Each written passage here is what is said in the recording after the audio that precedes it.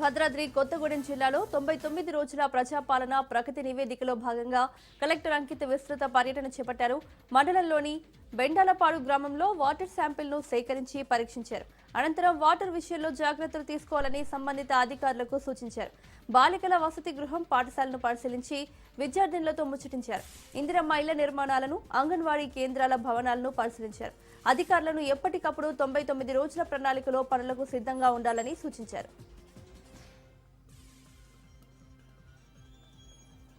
హైదరాబాద్ పాతబస్తీ Kanchanbagh police station పరిధిలో DRDL X road వద్ద Omni కారులో మంటలు చెలరేగాయి. వెంటనే కారులో ఉన్న ప్రయాణికులు అప్రమత్తమై దిగిపోవడంతో ప్రమాదం తప్పింది.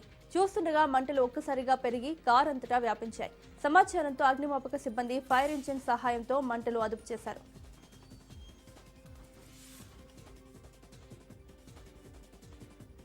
గంజాయి కేసులో 14 మంది నిందితులను నల్లపాడు పోలీసులు అరెస్ట్ చేశారు.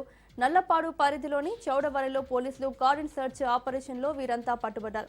వారి వద్ద 7.6 కిలోల గంజాయి, మత్తు టాబ్లెట్లు, 12,000 రూపాయల నగదును స్వాధీనం చేసుకున్నారు.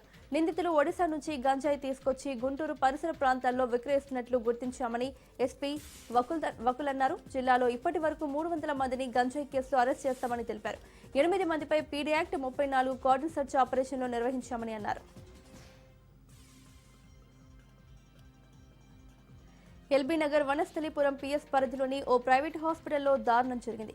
కమలానగర్ కు చెందిన పల్లపురాణి కడుపు నొప్పితో బాధపడుతూ ప్రైవేట్ హాస్పిటల్కి వెళ్లగా గర్భాశయంలో ఒక ముద్దగా ఏర్పడిందని వైద్యులు చెప్పడంతో వనస్థలిపురంలోని హైగ్రీవా హాస్పిటల్లో చేర్పించారు. శస్త్రచికిత్స పేషెంట్ ని స్ట్రక్చర్ పై కాకుండా నడక ద్వారా 2వ అంతస్తు నుంచి 1వ అంతస్తుకు తీసుకురావడంతో అకస్మాత్తుగా సొమ్మసిల్లి కింద పడిపోయింది. గమనించిన సిబ్బంది హైగ్రీవా హాస్పిటల్ నుండి కామినేని హాస్పిటల్ కు తరలించగా అప్పటికే చనిపోయిందని వైద్యులు తెలిపారు.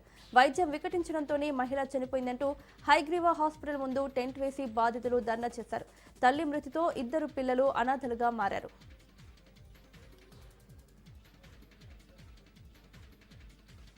ఛత్తీస్గఢ్లోని జగదల్పూర్లో బలగాలు జరిపిన అతిపెద్ద ఆపరేషన్లో 108 మంది మావోయిస్టులు పోలీసుల ఎదుట లొంగిపోయారు. వీరు లాల్బాగ్ పోలీస్ కోఆర్డినేషన్ సెంటర్లో ఆయుధాలతో సహా సరెండర్ అయ్యారు. పూనా మార్గం ప్రచారం ప్రభుత్వ పునరావాస పథకాల వల్ల ప్రభావితమైన వారిలో భారీగా రివార్డులు ఉన్న నేతలు, మహిళా మావోయిస్టులు జనస్రవంతిలో కలిశారు. జగదల్పూర్లో ఒకేసారి 108 మంది మావోయిస్టులు లొంగిపోవడం మావోయిస్టు పోరాట చరిత్రలో అతిపెద్ద భారీ పరిణామని చెప్పాలి. కేంద్ర హోంమంత్రి అమిత్ షా నిర్దేశించిన గడువు కంటే ముందుగానే లొంగిపోవడం బస్తర్ డివిజన్లో మావోయిస్టులకు ఇది భారీ దెబ్బగా సూచిస్తోంది. ఏలూరు జిల్లా ప్రభుత్వ ఆసుపత్రిలో విషాద ఘటన చోటు చేసుకుంది. ముసనూరు మండలం గోపవరం గ్రామానికి చెందిన గొండ్రై నాగలక్ష్మికి పురిటి నొప్పులు రావడంతో ప్రభుత్వ హాస్పిటల్కి తీసుకెళ్లారు. వైద్యం అనంతరం వాతం 10వ నెల వచ్చి ఒక రోజు అయింది. మళ్లీ పురిటి నొప్పులతో ప్రసవం కోసం బంధువులు ఆసుపత్రిలో చేర్పించారు. అయితే పరిస్థితి విషమించి నవజాత శిశువు మృతి చెందింది. సమయానికి వైద్యులు ఆపరేషన్ చేయలేదని, కడుపులో బిడ్డ చనిపోయిందంటూ కుటుంబ సభ్యులు ఆందోళన చేశారు. బాధ్యులపై తక్షణ చర్యలు తీసుకోవాలని కుటుంబ సభ్యులు డిమాండ్ చేశారు.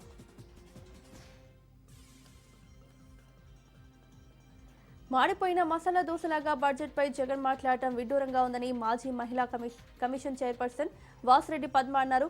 ఆ సందర్భంగా జగన్ వ్యాఖ్యలు ఉన్నాయని విమర్శించారు. మీ ప్రభుత్వంలో ఇచ్చిన కాగ్ రిపోర్టుపై కూడా మాట్లాడాల్సి వచ్చిందని తెలిపారు. మీ అప్పులు, ఆర్థిక విధ్వంసం సంబంధించి కాగ్ ఇచ్చిన నివేదికలను గుర్తు చేసుకోవాలని అన్నారు. మహిళల వేధింపులపై చంద్రబాబు చర్యలు తీసుకోలేదని జగన్ అనడం విడ్డూరంగా ఉందని వాసిరెడ్డి పద్మ హితవు పలికారు.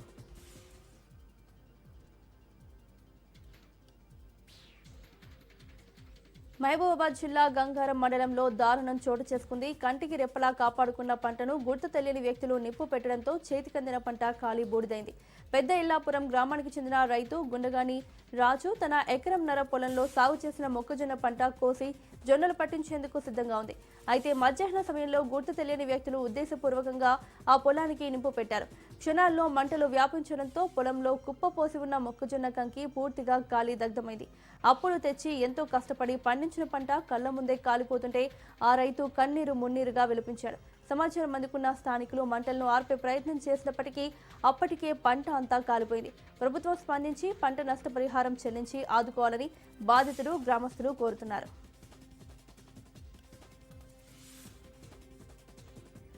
విజయవాడ ఇంద్రకీలాద్రిపై కనకదుర్గమ్మకు భక్తుల నుంచి భారీగా ఆదాయం సమకూరింది. మార్చి 2026 నాటి గణాంకాల ప్రకారం 18 రోజుల్లోనే సుమారు 3,35,00,000 రూపాయల హుండీ ఆదాయం లభించింది. ఇందులో 302 గ్రాముల బంగారం, 3 కిలోల 10 గ్రాముల వెండి, 14 దేశాల విదేశీ కరెన్సీ ఉన్నాయి.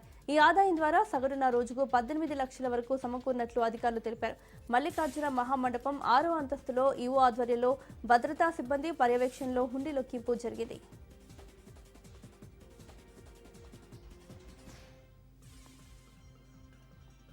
మహబూబాబాద్ జిల్లాలో గంజాయి పట్టుబడింది. మరిపెడ మండల కేంద్రంలోని వాహనాల తనిఖీల్లో అక్రమంగా తరలిస్తున్న 8 కేజీల గంజాయిని పోలీసులు సీజ్ చేసి 5 వ్యక్తులను అరెస్ట్ చేశారు. పట్టుబడ్డ గంజాయి విలువ సుమారు 4,50,000 రూపాయలు ఉంటుందని అంచనా వేశారు. విశాఖపట్నం, అరకు ప్రాంతం నుంచి మహబూబాబాద్ జిల్లాలో రాజు సెంటర్లో అమ్మకం చేస్తున్నారన్న పక్కా సమాచారంతో పోలీసులు రైడ్ చేశారు. చట్టాలను అతిక్రమించి ఎవరైనా గంజాయి రవాణా చేస్తే కఠిన చర్యలు తీసుకుంటామని సిఐ రాజ్ కుమార్ గౌడ్ హెచ్చరించారు.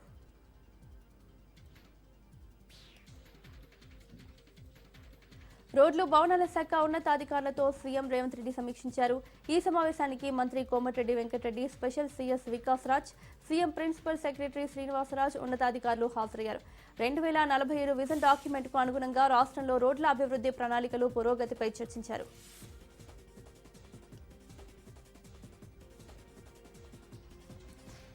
ప్రకాశం జిల్లా చీమకుర్తిలోని పలు గ్రానైట్ పరిశ్రమలపై వచ్చిన అవినీతి ఆరోపణల నేపథ్యంలో స్థానిక ఎమ్మెల్యే విజయ్ కుమార్ క్వారీలను సందర్శించారు.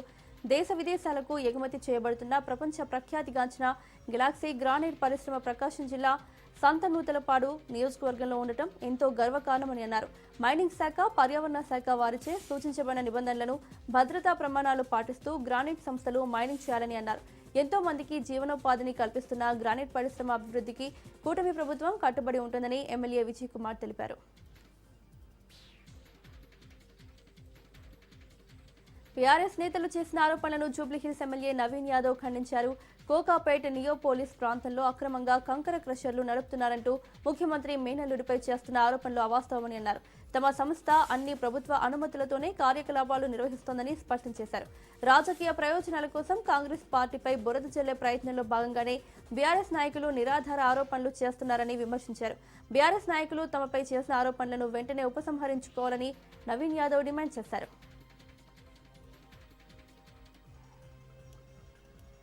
రేపు వైసీపీ పార్టీ ఆవిర్భావ దినోత్సవం సందర్భంగా విజయవాడతో పాటు రాష్ట్ర వ్యాప్తంగా ఘనంగా వేడుకలు నిర్వహించనున్నారు. పార్టీ జెండాలు ఎగురవేయడం, దివంగత నేత వైఎస్ రాజశేఖర రెడ్డి విగ్రహాలకు పూలమాలలు వేసి నివాళులు అర్పించనున్నారు. తాడేపల్లిలోని కేంద్ర కార్యాలయంలో పార్టీ అధినేత జగన్మోహన్ రెడ్డి జెండా ఆవిష్కరించనున్నారు. రాష్ట్ర వ్యాప్తంగా పార్టీ శ్రేణులు కేక్ కట్ చేసి సంబరాలు చేసుకునేందుకు సిద్ధమవుతున్నారు. పలు సేవా కార్యక్రమాలు చేపట్టాలని పార్టీ నేతలకు పిలుపునిచ్చారు. నియోజకవర్గ, మండల, గ్రామీణ స్థాయిలో జెండా ఆవిష్కరణ కార్యక్రమాలు చేపట్టనున్నారు.